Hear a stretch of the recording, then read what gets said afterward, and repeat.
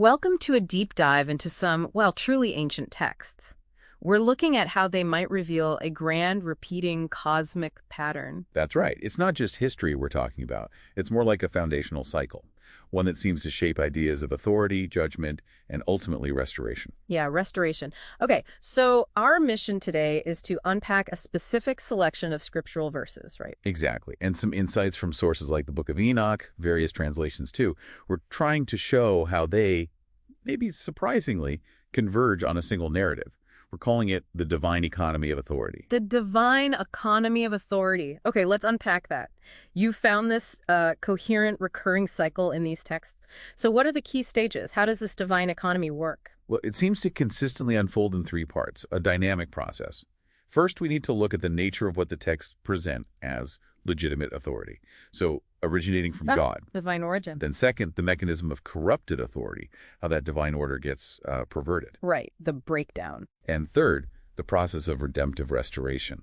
This is where judgment seems to act as a kind of a purgative prelude, clearing the way to reestablish righteousness. Interesting. So focusing on that first stage, legitimate authority, what really stands out to you from the sources about how it's defined, how it's established? What's really insightful, I think, is its foundation.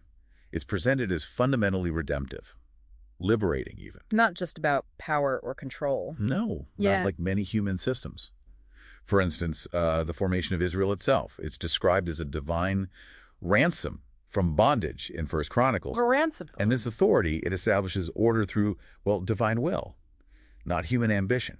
Think about how priests were organized by sacred lots in Chronicles, like discerning God's plan. Using chance to find divine order. You could say that. And ultimately, its expression is peace, or shalom, that sense of complete wholeness. We see this with the resurrected Messiah in Luke, offering peace. That's a powerful basis, but as you said, it gets corrupted. This is where it gets really interesting, I think. What does that corruption look like? What happens when power is, cut off from that divine source? Exactly. And we see it manifest in, well, both spiritual and civil ways. Perversion on multiple levels. Okay. Like how? Well, Ezekiel condemns false prophetesses, basically for hunting souls, using things like magic bands, maybe for control. That's a clear spiritual misuse of influence. Wow, okay. And civilly. In Micah, you have civil leaders, the prince, the judge, actively weaving together injustice. It says they do it for their own gain. Weaving injustice, that's a vivid image. It is. And then there's this archetypal example from the Book of Enoch, the Watchers. These are, angelic beings who abandon their divine roles. It shows how even heavenly authority can be corrupted, leading to, well, profound disorder. So this corruption, it inevitably triggers divine judgment. Is that the idea? It seems so. How do the sources show that consequence? What's the purpose of the judgment? It looks like a necessary reassertion of divine order. It's not arbitrary. But the consequence is depicted as severe. Hosea, for instance, describes Ephraim's root is dried up. Dried up root, that sounds final. It signifies a kind of terminal reversal of blessing, like an act of decreation almost, a dismantling of what was wrongly built, maybe to clear the ground for something new. So judgment isn't the end of the story then. What does this mean for redemption, for restoration? How does the cycle complete itself? Right. If we connect the dots, judgment seems to be a precursor. It's never the final word.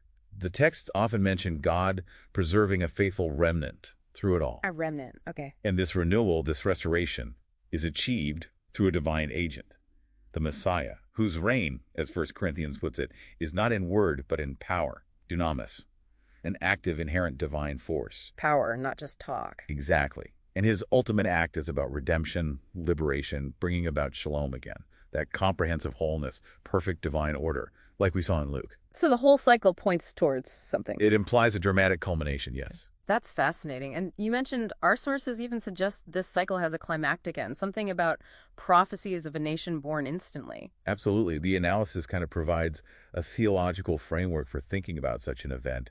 It wouldn't be seen as just an isolated miracle, but maybe as the final decisive act of divine redemption within this pattern. Establishing God's perfect, uncorrupted authority on earth, finally. That's the implication, the ultimate resolution of this age-old cycle. Wow. That's a really powerful concept to sit with, seeing how these ancient texts might reveal such a timeless pattern. Okay, so for you, our listener, here's something to maybe mull over. Yeah, consider how this pattern divinely established authority, its corruption, the judgment, and then the ultimate restoration. How might that continue to play out, not just in ancient stories, but maybe in the systems, the structures you observe around you today? What could this cosmic economy imply for the future of authority? Something to think about.